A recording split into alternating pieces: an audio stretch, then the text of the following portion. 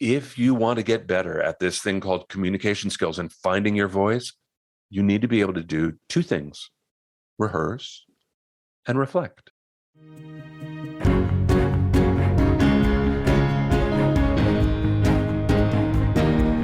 Hello, everyone. Welcome to the KTS Success Factor podcast for women, where we talk about challenges senior female leaders face in being happy and successful at work.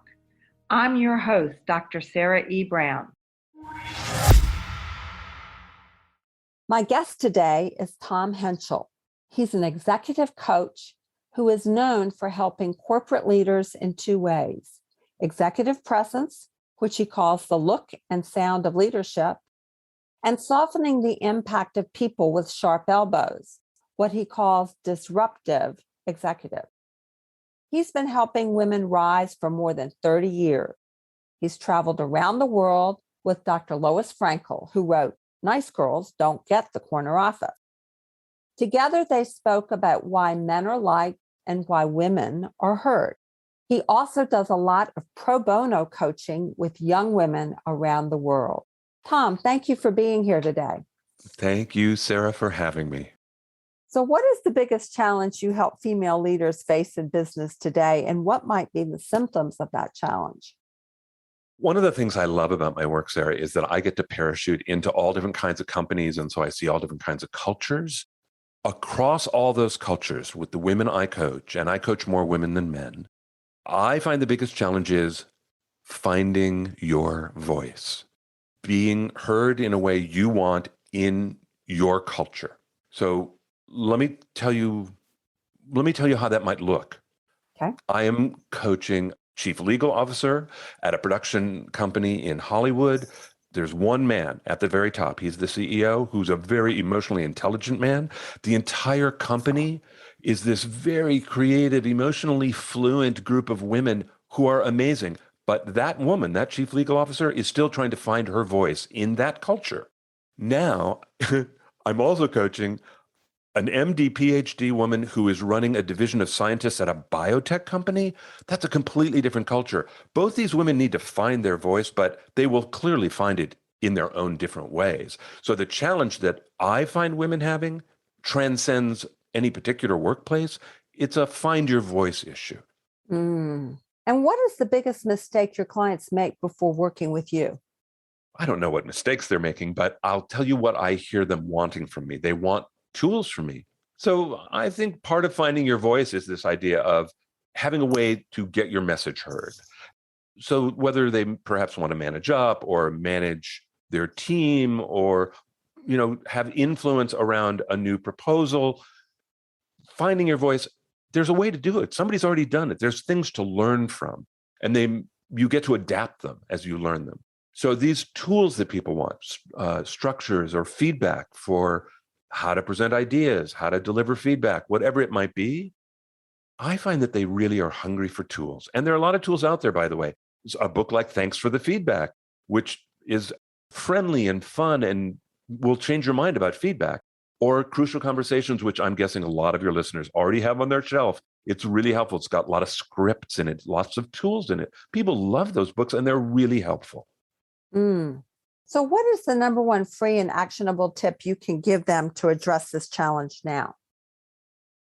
If you want to get better at this thing called communication skills and finding your voice, you need to be able to do two things: rehearse and reflect. Rehearse and reflect. So rehearsing to me is, I grew up in a discipline that had rehearsal built into it. We got paid to rehearse. That was our job.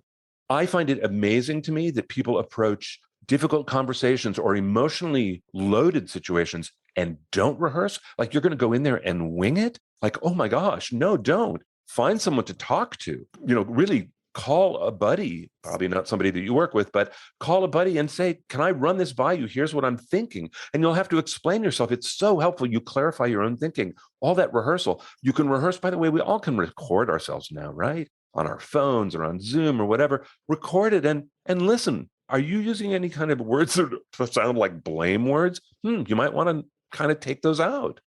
Rehearse, and then afterwards reflect. How did I do? You get to ask yourself, did I get the result I want? And if yes, how did I contribute? What did I do that got me the result I want?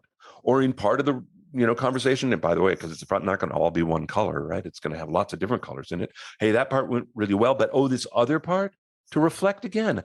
Did I get the result I wanted in that one? No. How did I contribute? Here's how. So those are the questions to ask in the reflection part. Did I get the result I want? How did I contribute to that? Oh, terrific. That's going to be my takeaway message from this. Oh, good. So what's a valuable free resource you can share with the women who are listening today to help them understand this challenge better? I really want to invite people just to go get my podcast. Sarah, I've been podcasting The Look and Sound of Leadership for 13 years. And I created it with the sole intention of giving people tools, just the kind of tools we've been talking about here. So please go help yourself. And there's categories you can select from. And one of them is for women. I talk to more women than men, and I would love to help. Terrific. So, Tom, what is one question that I should have asked you that will help our audience take action to address this challenge? And then would you please answer the question? Yes.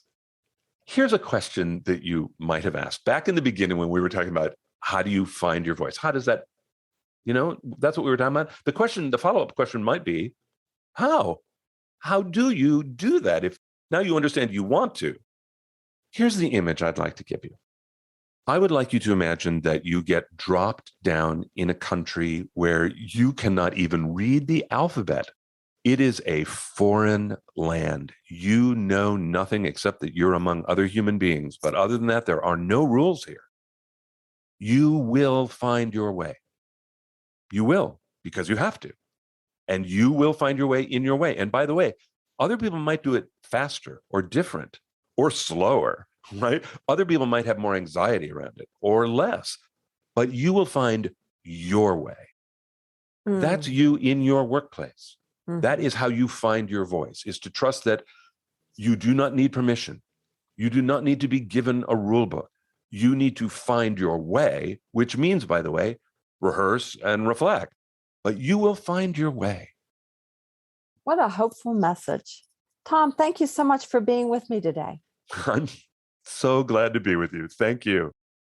Thanks for listening to the KTS Success Factor podcast for women. If you like what you are hearing, please go to iTunes to subscribe, rate us, and leave a review. And if you would like more information on how we can help women in your organization to thrive, then go to www.sarahebrown.com. You can sign up for our newsletter, read show notes and learn more about our podcast guests, read my blog, browse through the books, or contact us for a chat. Goodbye for now.